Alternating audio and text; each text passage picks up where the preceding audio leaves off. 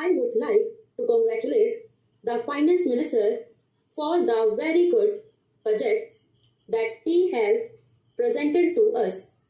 As far as I have known, this is the only budget that was presented without any additional taxes being imposed on us, particularly at a time when there is emergency and when there is a big influx of refugees coming over from Pakistan.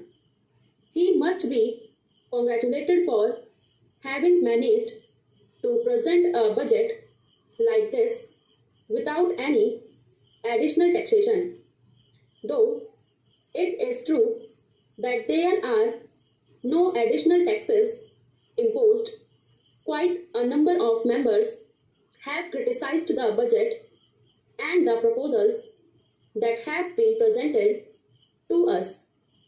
It is natural because this is the only time when members can criticize the policies and the actions of the government. Anything can be taken up and discussed, and the whole administration of the government can be criticized at the time of the budget discussion. But although Mr. Krishnamachari is so clever as to have managed to present such a budget, he feels irritated over any criticism that is made against him or the government. That is not necessary. It is natural and it is the duty of the members to place before the House and before the government all their grievances and also give the necessary suggestions to the government to improve the administration and to remove the defects, if any. So, it is really not necessary that any member of the government should feel irritated. They are in a privileged position. They are in a position to rectify any mistake that may be there.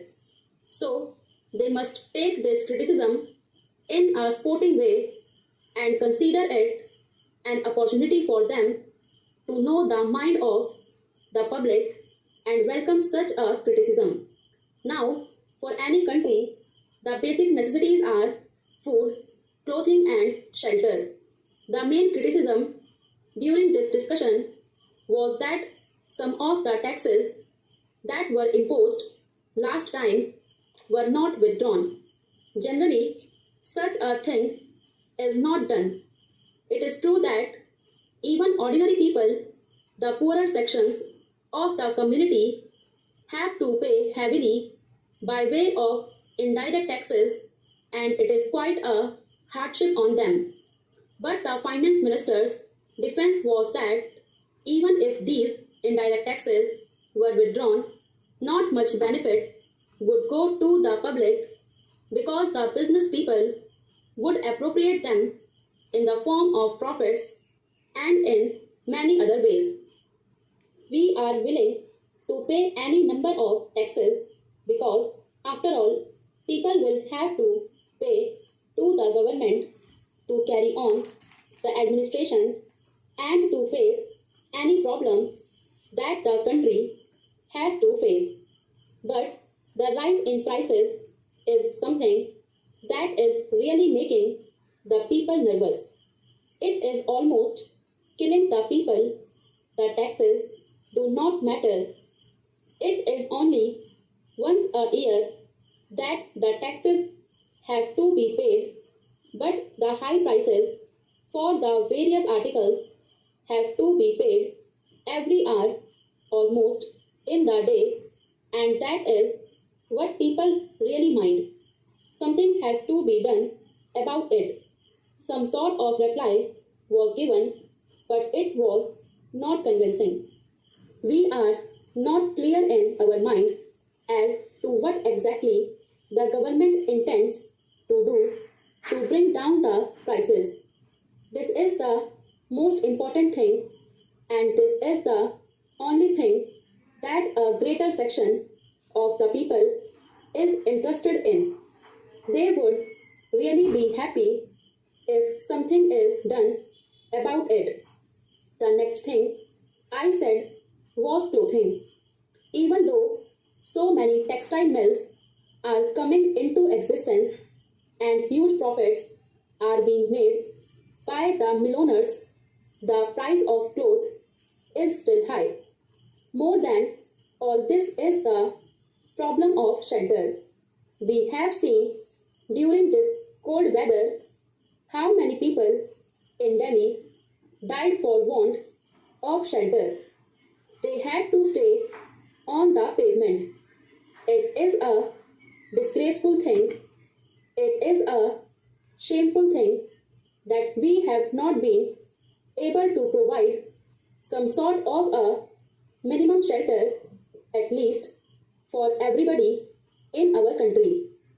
The corporations of the big cities must be compelled by the union government to build at least some sort of kucha dwellings where these people can go and sleep at night.